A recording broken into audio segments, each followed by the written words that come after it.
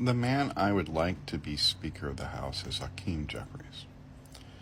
And as we flail about with GOP leadership, and we have Jim Jeffries is a comedian. We have Jim Jordan being the nominee, who is 100 votes short, and in 16 years has never drafted a bill that has been signed by a president. That is 8 terms in Congress.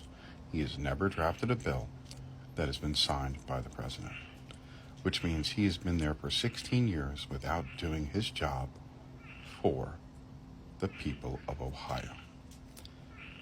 The idea behind a congressman is to get stuff for your district. Each district is over 750,000 people, a little over 760,000 people. Your job as a congressman or a congresswoman, depending on your gender, is to get stuff for your district. The same way as a senator, you're trying to get stuff for your district. And that district is a state. And there's 2 of them, so you're trying to work together to do what's best for quote-unquote Georgia or Florida or Texas or Alabama, whatever state you represent. But Jim Jordan is not doing that. And he's only 100 votes shy of the 217 he needs. And Hakeem Jeffries is not going to let one single Democrat vote to help out Jim Jordan, who is leading the masquerade party in his little, committee. No, he doesn't get help. So again, we all suffer because the Republicans decided to put up a vote of no confidence, which only required the 1 vote from Matt Gaetz, because that's what Kevin McCarthy agreed to, because previously before that had been 5. And that was the fail-safe, because it's really hard to get 5 people to say you have to go within your party, because you want the party to control the House so you can set the agenda. But the GOP doesn't have a platform, and in there lies the problem. What's the GOP platform? Destroy anything that the Democrats are attempting to do. Well, that's not policy, that's reactionary.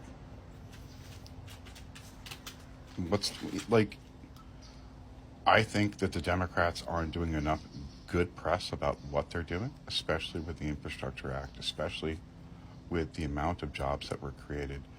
All those things need to be spoken about all the time, and the ineptitude of the GOP needs to be spoken about all the time when Republicans cannot do something as simple as getting a budget through the House to the Senate.